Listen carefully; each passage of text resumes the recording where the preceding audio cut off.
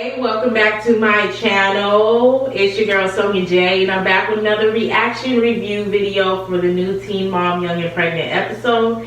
Now, I know I'm a little bit late, and I apologize. I promise after this review video that I'm going to stay on track. And the next review video that I post will be posted on either Wednesday or Thursday, which will be the day after the new episode airs, or the day after it airs. But I promise it will come before Friday. I promise. But I'm here today, and we are going to review the new episode 4. Okay, so let's get into it because it was a pretty good episode. Okay, so the first person we're going to talk about is Kaya. I am so sorry. I keep saying Tieza's name wrong in every video. Like, I said her name like I gave her 3 different names. I think I'm right this time. It's Tieza. Okay. So Kaya and Tieza are still together. They're living together now. They're not arguing this episode. And we're seeing more about Tieza's life and how her mom feels about the situation and all that. Because I was wondering, like, okay, Tieza's gonna move in with Kaya, and Kaya's mom is cool with Tieza, and Kaya's mom's pretty much cool with the situation. But what about Tieza's mom? Where's she at? Like, so we finally get to meet her mom in this episode, and we finally get to hear her stance on the situation. So sadly, you know, we hear that she's kind of basically like a lot of parents out here who still don't really get it, you know, about the whole lesbian gay situation where, you know, she feels like, you know, she doesn't want her daughter to be gay, she shouldn't be gay, and then on top of that, she doesn't want her daughter to be a stepmom to another person's baby at 17 years old. I said that, and I feel like, and now in this situation, I do feel like when it comes to the whole gay and lesbian thing, like, I personally don't care about that. Like, I don't care if my children are a part of the LGBTQ community. That is fine as long as they are a good person. That's all that matters to me. That part doesn't bother me, but as a parent, I do understand where she's coming from as far as her daughter being a stepmother to another person's child at such a young age. That I agree with 100%, because at the end of the day, regardless if Tieza and Kaya are in love or not, they're still not grown. They're still both under 21. Tieza is not out of high school, and she is not 18, and she's not married. So at the end of the day, with being underage, being still in high school, we gotta remember that this girl is in high school. She's not in college. She's not grown. She's in high school, and she's under 18, and she's not married. That's a lot to ask a high school underage young girl to be a stepmother to someone else's child. I agree with her mom on that totally. Now, the way she delivered it and the way she kind of like made Tieza feel was wrong. But I do understand where she's coming from as a parent, as far as like, I don't agree with the situation. But I think if she really wanted Tieza to be more of a child and to have her own space and to do her own thing and, you know, kind of like still date Kaya, but, you know, just still be herself, she should have kind of made her feel more at home. And she should have kind of been more welcoming and understanding. Because instead what she did was chastised her and pushed her away. So the very thing you didn't want Tieza to do, not only is she doing it, but she's living in it. She now lives with them because you guys couldn't get along and you couldn't understand where she was coming from. So she said, I'm out of here. And so now you don't even see her. And so I think that's the problem that parents have sometimes, is that they get so upset and so invested in how they feel, that they don't take account to how their child may feel or how they may be making their child feel. And it's like, I get where you're coming from, Tieza's mom, but the way you delivered it pushed her away.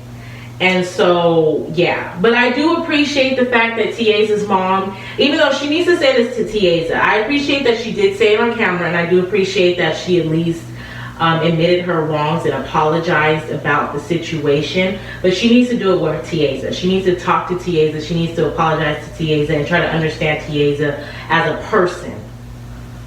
not just her daughter, but as a person, as her own her own being. And but I do appreciate that she did apologize, and she did realize that, you know, she was wrong for judging Tiaza, because at the end of the day, if she's gay, she's gay. And if she loves a girl, she loves a girl. It doesn't matter as long as she's not hurting or harming nobody. And so she needs to apologize to Tiaza to her face and try to get to know Tiaza as the person she is. And I think once they start there, it'll get better. So I do appreciate that, because a lot of parents don't really want to admit when they're wrong.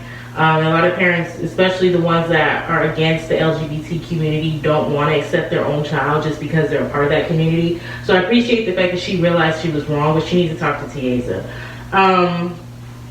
And so, you know, I hope things work out for them, and let's move on. Okay, so now we're going to move on to Ashley. Girl, I'm going to be honest. So far this season, Ashley and Bar ain't giving me too much of just struggle love. That's really all they're giving me. It's just hella struggle love. I still fuck with Ashley. That's my bitch. But it's like, okay, I'm gonna be honest. I'm always honest on this bitch. Here we go. It's like, I like Bar, even though I don't like what he did, and I feel like he had a real Chris Brown moment last season, and I wasn't here for it at motherfucking all. But if I take that away and I pretend like that didn't happen, which you really can't do, but if I take that away and pretend like that didn't happen, I do think Bar, it seems like a cool and chill dude. He seems like he's chill, he's cool. He seems like he could be like one of the homies. Like, what's up? Like, I like Bar. I honestly like him. I like his personality. He seems chill. He seems cool. He seems, for the most part, like he can be level-headed. Like, he could be a little off the wire and lose his temper, but at the same time, it does seem like when he comes down to earth, he does realize where he's wrong, and he takes accountability for it for the most part. And I do appreciate that about him. I kind of like Bar. I can't lie. I do. I kind of like him, and I liked him and Ashley together. However, I hate to say this, but I gotta be honest. I'm just ready for them to break up already. And I don't even want to say that, because I liked them together, and I really wanted their relationship to work. I was here for it. I liked them together. I like Bar. I like Ashley, and I like them together. And I wanted it to work, but at this point, it's just becoming too toxic. Like, it's getting to a point where it's like, ugh. That's just how I feel, because it's like, I feel Ashley. Like, every time I watch them, each episode and each scene, it's just like, I just keep getting struggle love vibes. Like, it's like she's working and going to school and taking care of the baby, and he just chilling. Ain't shit changed over here, boo. Just chilling. Like, he ain't got his GED yet, which is, and I'm not trying to knock nobody that hasn't graduated high school, or who hasn't got their GED, or who did get their GED but it took them years. I'm not trying to knock nobody, but I'm being honest. If you actually really just go to school like you're supposed to and study, it's really not that hard to get your high school diploma or your GED. Like, high school's really not that hard. I'm so sorry. I'm not trying to offend nobody, but I'm just being honest. It's not. College, now that's a different story. College is at another level. You really do got to study and buckle down for that shit. But even if you really, really get it done, you can get it done. It's possible. But high school, like, that's really not that hard. So it's like, if you can't even, you're not even working, and you're not even watching and taking care of Holly full time. So with you not having to work, you not having to actually get up and go to school, and you don't have to take care of your daughter full time like Ashley does, you have nothing stopping you from getting your GED. And you're probably getting a little check from this show. So it's like, why are you not getting your GED? It's not that goddamn hard. Like, I'm confused. Like, at this point, I'm kind of like Bar, what the fuck? And I like him as a person, but he seems like just one of those dudes you can be friends with. Like, romantically, he ain't there yet. He's just not. He's a cute little boy, but he don't got it there together to be nobody's man. Like, he just don't. And I hate that, because I hate that Ashley has to be a baby mama. And I hate that, you know, she didn't end up getting to marry the father of her child. But I just pray she finds a good husband in the near future, or in the future, period. And he treats her like the queen she is. And they have beautiful babies together, and she lives happily ever after, because Ashley's a good mom. She's a good woman, and she has been doing her thing and doing her shit since she became a mom. And I just hate that Bar is not picking it up. Like, what is going on? Like, I'm just tired of this struggle love. Like, and then it was cute that he tried to take her out to LA and have a little weekend or whatever. But it's like, Ashley couldn't even really enjoy that because it's like, at the end of the day, yeah, this little weekend is cute or whatever. But it's not changing the fact that you still haven't gotten your GED. You still haven't found a job. You still don't have nothing together that you said you were going to have together. We're still not together. Like, it's just too much going on, and that needs to be going on for Bar to be trying to worry about doing a little vacation. It was cute, and I'm not mad at it because he tried. However, it's like, Bar, you got a lot more to be worried about before we can even talk about me and you. And it's just going to have to end because Bar's not there yet, and Ashley needs to move on because she's better than this. And I hate to say it, but it's true. And also, one real quick thing I want to throw in. I forgot to mention this in the other review, but I'll mention it real quick here. I don't remember if it was last week's episode or the week before that, but it was a recent episode. And I think, no, it was the second episode. It was the night they premiered it.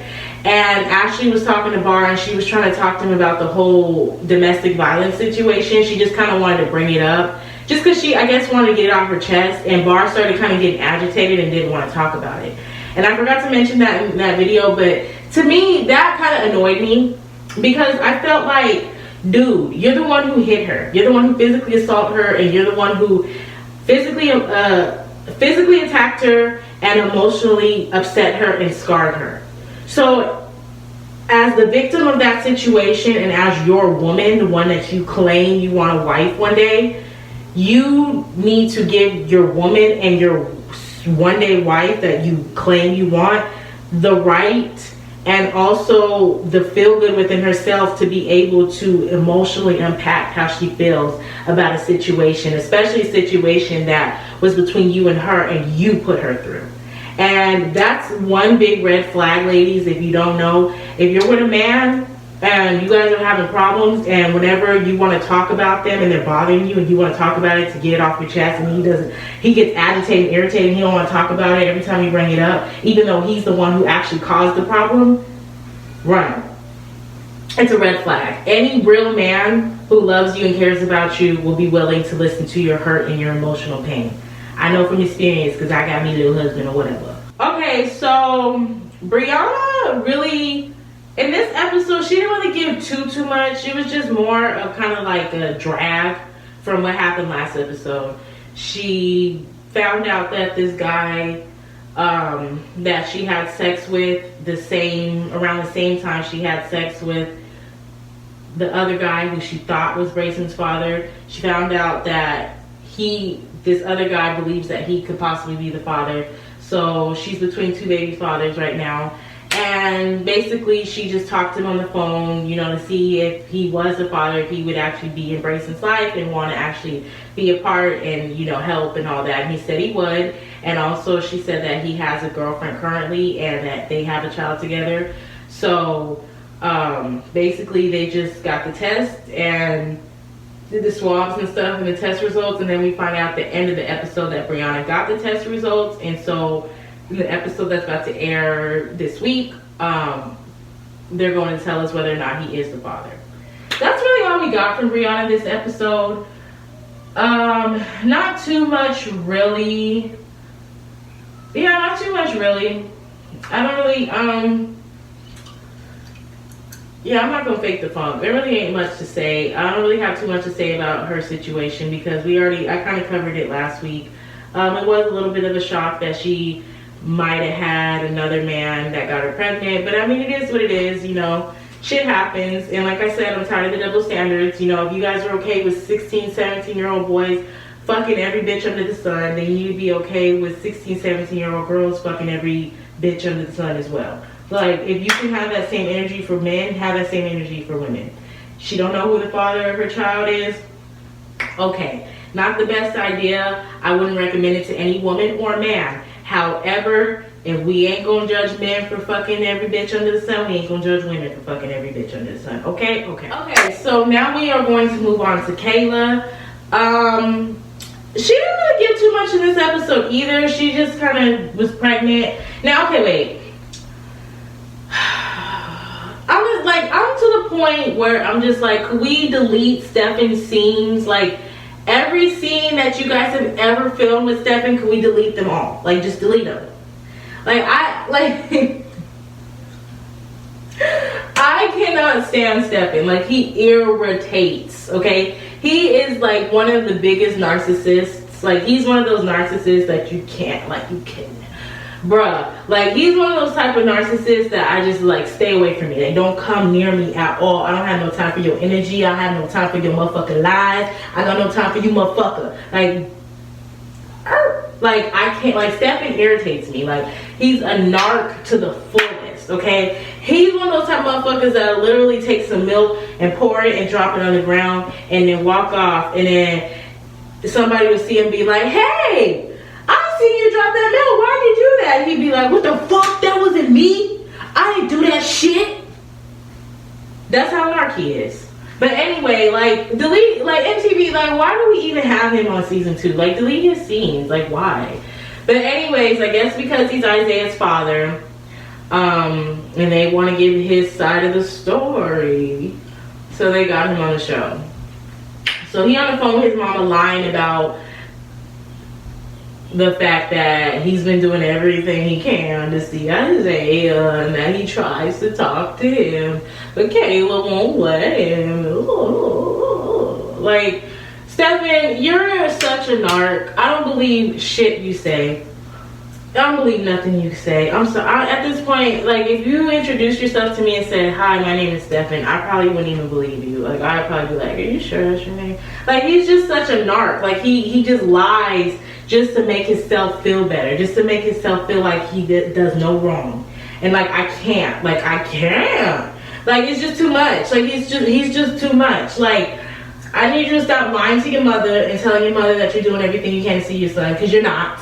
I need you to stop lying to yourself and stop lying to your friends and saying that you're a good father and that you try to come around, but Kayla just, like, stop with the lies. Now, I'm not going to sit here and make Kayla seem like an angel, because if you watch my last recent video about the whole reunion drama, watch the video if you haven't. Basically, there was a fight that broke out at the Teen Mom Young and Pregnant reunion. We have not seen it yet, but they taped it over the weekend or last weekend, and there was a fight that broke out. I did a video talking about it in detail, and I will admit from that video, from, you know, everything that Kayla did and stuff, like, I do have less respect for Kayla. I'm not gonna lie, I do have less respect for her, and I don't really appreciate the way she treated Ashley at all, like, at fucking all. And there could be a chance that maybe she isn't telling the whole truth about Stefan's situation. There could be a chance that maybe, you know, Stefan isn't 100% lying. There could be a chance. I will give Stefan that. You know, Kayla's not an angel, and I don't like the way she treated Ashley, so I'm not necessarily looking at Kayla like she does no wrong. However, at the end of the day, right is wrong is wrong. Regardless of whether I like Kayla or not, regardless of whether or not I lost respect for Kayla or not, regardless or not whether I like Stefan or not, whatever, right is right, wrong is wrong. And the bottom line is, Stefan, you don't do all you can as a father. You're not there for Isaiah like you should be. You're not there. You're not there. There's, like, I don't give a fuck what you say, Stefan. You're not there. And you could say, oh, well, she doesn't let me see him because she doesn't want. Well, listen, I mean, I'm not going to sit here and say that you're lying, because we don't know. I don't know anything about that situation. However, it's like,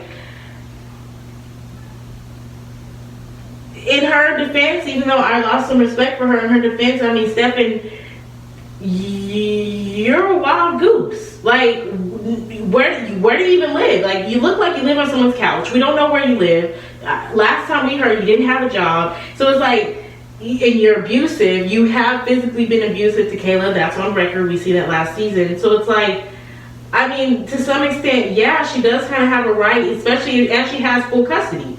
So, I mean, yeah, she kind of does have a right to be like, I don't want my son to be around any random person that I don't know. Even if it is your girlfriend, I don't know her, and you guys have only been together for a few months, so why does he need to be around her? I agree with that. Now, I understand he could say, well, okay, you've only been in the loop for 6 months and he's already living with him and shit. Okay, I'll give you that. However, the difference is, even though I still don't agree with that either. Now, I'll give you that. I don't agree with that. I don't think that Kayla should have moved in with Luke so soon. I don't think that she should have allowed Isaiah around Luke so soon. I don't think that she should have allowed herself to move in with Isaiah with Luke so soon. I don't agree with that either, so I will give you that. However, the difference is, even though it's not a big difference, it is a little difference. The difference is has full-time custody of her son. You don't. She takes care of her son regularly. You don't. And with that being said, she got to do what she got to do to make sure that she's taken care of and there's a roof over her son's head. She got kicked out of her mom's house because of you, Stefan. So she moved in with her boyfriend real quick, and now they live together, and they're going half on the rent and half on the baby. Okay, so last but not least, we got Rachel. You know what? I'm really starting to like Rachel's storyline. It's giving me what I need. Like, yes. Like, okay, trailer park vibes. Like, yes, trailer park. I'm here for the Jerry Springer trailer park. Like, I'm here for it. I ain't gonna lie. It's getting juicy, boo. Okay, so this week, okay, girl, first off, why the fuck is Jacob and Drew still best friends? I had thought when she said they were best friends, I thought she said were best friends. Okay, like were. So you mean to tell me you still fucking with both of them and they still best friends? So you mean to tell me what? Girl, it's like I'm telling you, Jerry Springer trailer park. So 1 month you with Drew, you get pregnant, and then you like, I deuces. And then you get with Jacob, and then like you like, all right, look, like I'm with you or whatever, but like this may not be your baby. So then you like, all right, I'll get back with Drew because this is his baby or whatever. And then you with Drew, and Drew's like standing at the tree, rolling his eyes to the back of his head, like I don't want this baby. I'm not going to the baby shower, and bitch, I'm about to block you tomorrow, and that's no period. So then Drew blocks her. And she's like, hey, Jacob, you know what? Yeah, me and Drew are going to work out, and I'm about to have his baby, but I want you to be the honorary baby's daddy. So could you meet me at this diner? Okay, thanks. And then Jacob and Rachel are back together while Jacob has like all the sores and the fidgeties. And then right before the baby's about to be born, and you mean to tell me that Jacob will say, well, I talked to Drew, and I feel like he should be there to see his baby be born. And yeah, we still best friends. Like, how is they still best friends? Like, this is some ratchetity. Okay, this is some ratchet Jerry Springer shit, and I'm here for it all. So you mean to tell me that y'all been having threesomes off and on? Hey. I mean, this is too much, though. Come on, like, y'all young. Like, this is the type of drama I would expect from grown people, not teenagers. But then again, I guess this is teenage drama, so this makes sense. But it's just the reason why it's like cringy is because there's kids involved, you know? Like, if this was just like y'all just, you know, have a little sexual escapade, 1 minute you fucking here, and then you fucking, okay, whatever, okay, do your thing, girl. Hey, but I mean, there's a baby involved. So it's like, we can't keep playing double dutch. Like, we gotta settle it the fuck down. Or just leave them both alone and just restart clean. And then just never fuck with best friends again. Because that's tacky as fuck. Like, Jerry Springer. But, to me, it's not even just the fact that, like I said, I'm not even judging the fact that she didn't know who the father of her baby was. Because at the end of the day, even though it's not something I would ever wish on nobody, it's not something I would ever want for any woman, especially my daughter. And that, let's be real, it is kind of tacky and ratchet to not know who the father of her baby is, especially at only 16. Yeah, it is kind of ratchet, let's be honest. However, I'm not necessarily judging because, like I said, if y'all got no problems with boys fucking and ducking and sucking and getting sucked and getting fucked and whatever, at 15, 16 years old, then y'all need to be okay and fine with your daughters doing it too. Like, keep that same energy. So I ain't mad that Rachel's been getting it in.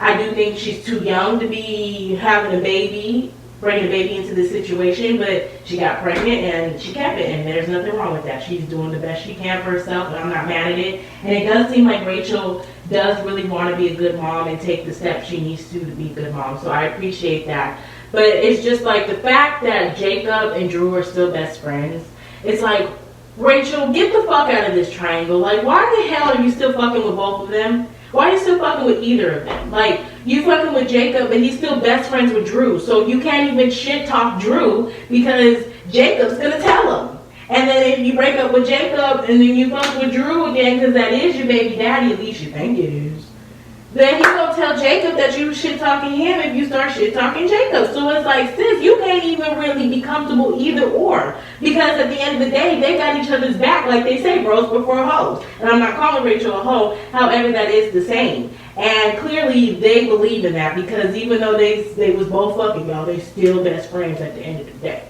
So it's just like, Rachel, get yourself out that situation, sis. Like, if Drew's the father, he needs to be in his daughter's life. If he chooses not to be in his daughter's life, then that's fine. That's on him. Wash your hands of him and just move on and do you and do what's best for you. If Drew ever wants to be back in the picture, then fine. Just set guidelines and make sure you get full custody so that he can't dip and dabble and do whatever he wants when he wants. And maybe even put him on child support too.